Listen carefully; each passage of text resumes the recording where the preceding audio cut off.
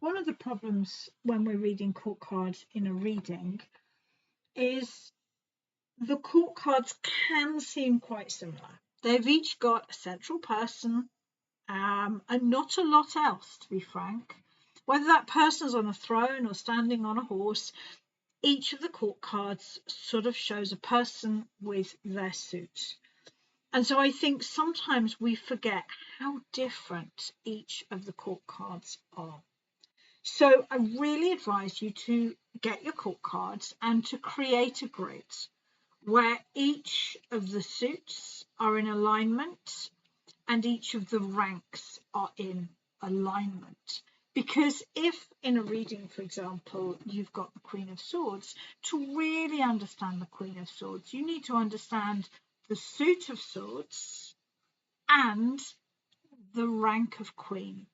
And to truly understand the uniqueness of the Queen of Swords, you have to understand how she's different from the other queens and how she's different from her suits.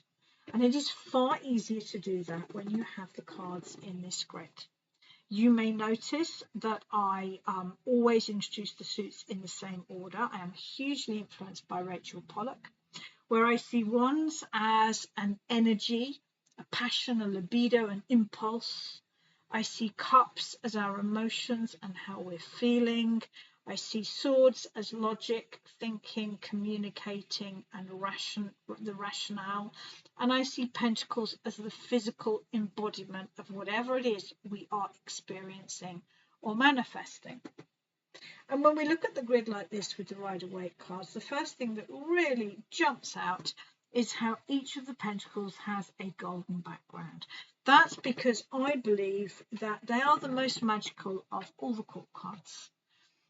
Even though I think all the court cards are equal, and I want to say at this point, I do not think the court cards refer to gender or age or biology. I think they are reflecting our psychology. We really get the most of life when we can be fully embodied. And that is the suit of pentacles, which is why I think they have that golden background. When we look at the grid like this, we can suddenly notice, and I hope your grid will be a little bit, I've had to squish the cards up to make them fit. Hopefully you will have each card in its full glory. But they're like cartoon characters. Now suddenly we can see how animated each one is. When we just have one or two court cards in a reading, it is hard to appreciate the full variety of emotions and actions and feelings that Pamela Coleman Smith gave us. For example, the only court card that is really looking directly at you is the King of Swords. And it would be really easy to overlook that if you only had the King of Swords. I mean, the King of Cups and the King of Pentacles are looking slightly down and slightly off to one side, but they're not looking at you. Some of the court cards are directly engaged with their suits, and some are looking completely off to the side. And all of these little nuances are things that if you're reading tarot and you're taking the time to look at the cards, that hopefully will be meaningful and important to you. But it would be so easy to overlook all these amazing details if you haven't taken the time to get your 16 court cards out and compare them. Suddenly we notice that it is only the swords cards that has the birds and the clouds. And this is such an important reading tip, something I've done separate videos on it, but basically for me the birds represent thoughts in the mind, that the Page of Swords is scattered, the Queen of Swords is totally single-minded, and the King of Swords is prepared to understand there's two sides to everything. If you only had one court card, or if you only had maybe two of the swords court cards, you might not appreciate how significant the clouds and the birds are. So getting to know your cards like this, your court cards, is really helpful. What I'm now going to do is I'm going to read. I was thinking about how best to do this, and then I thought, well, kind of already done it in my book. If you haven't got hold of my book by now, it is available either as an ebook or a published book from Amazon and other online book retailers, because there are plenty of ways to understand the suits. And if you go back to look at minor arcana on my playlists or tarot tips or tarot beginners, you'll find I've done videos on the 4 suits. And if you can't find them, put it in the comments and I'll link you to it. So the next thing to do is to understand the 4 ranks. Now, I want to make it really clear here. I do not see this as a hierarchy. I do not see king as better than page. I do not see queen as better than knight. I see them as different. I honestly believe that at different times in our life and in different circumstances, different court cards and the psychology of that court card are better for us. So exploring the ranks, and perhaps I'm going to be reading from my tarot book and I'm going to be explaining a tarot journey based on the ranks. Think to yourself, where are you? So the pages, the deck has arrived, and my book and my shiny new journal. I leaf through the cards so excited by the possibilities. I'm going to keep my tarot journal every day. The pictures are so beautiful and I'm in love with the deck already. The knights. Right. Can I read for you? No, don't say a word. I really want to see if I can do this. I am ready to test my skill. The queens. I am using the cards to understand myself, guide my plans and understand my life. They are my trusted friend now, and I may well read for others for the sheer joy of sharing the tarot.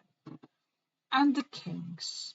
I am committed to using the tarot to help others. It's an important part of my life and of my service to others, whether as a charging professional or not.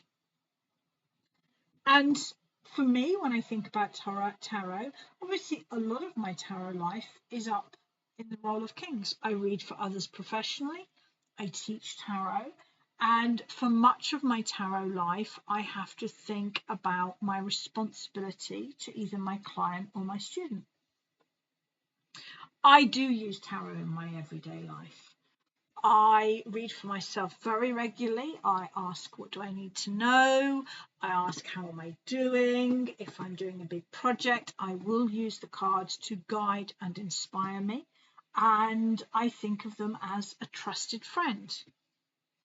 I do set myself geeky tarot challenges. My most recent one which is one I've revisited many times and no doubt will revisit again, is to connect each of the Myers-Briggs personality with a court card. And I had a lot of fun with it, and I had bits of paper all over the place and stick-it notes and cross-referencing, and it was something I challenged myself to achieve. When I'm content creating, I'm down in the page. I am creating content because I enjoy it. I am creating content because I learn new things and it's my way of being playful. It's not appropriate to be playful when I'm reading for a client because it's important that I provide the very best service I can.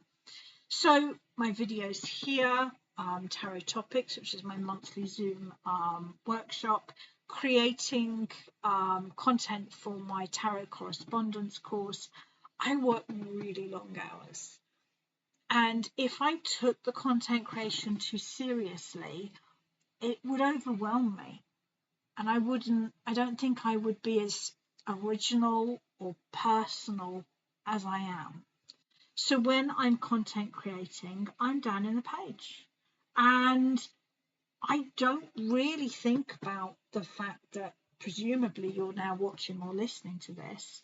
I am playing around and immersed in the beauty of looking at these 16 court cards in this way. It never fails to amaze me. So get your court cards out, refamiliarize yourself with the suits, and then remember and think about where this would apply to you in different areas of your life. The pages are young at heart. They are playful, they are exploratory, they are enthusiastic. The knights are on a mission. They're out to understand, to prove something. The queens are self-focused, and that is not a bad thing. It's not selfish to be self-focused. And the kings have responsibility. They are leaders. Often when you get a king in a reading, it may be suggesting that you need to step into responsibility, or you need to take a break from responsibility and come back down and be playful and have fun, or that you need to reach out and connect with an appropriate professional or advisor. I've seen a really silly thing on the internet where, and actually I've had people say this on Facebook, when I talk about the kings can often represent professional advisors, and people go, oh yeah, because like they're men, right, because they're kings, and you're saying that when we've got a problem we should go and see a man about it. I really have never seen the kings like that. The kings can be any one of us when we need to be. They are about psychology. I hope you've enjoyed it. I will be doing some more on the court cards because I am deep diving into the court cards at the moment. I am doing my correspondence module on court cards, and I'm also preparing for my Zoom session on court cards at the beginning of May as well. So I am in full page of wands, totally in love with the court cards again. I hope you've enjoyed the video. Do subscribe if you have. If you've got any questions, please pop them in the comments. I do read all of the comments.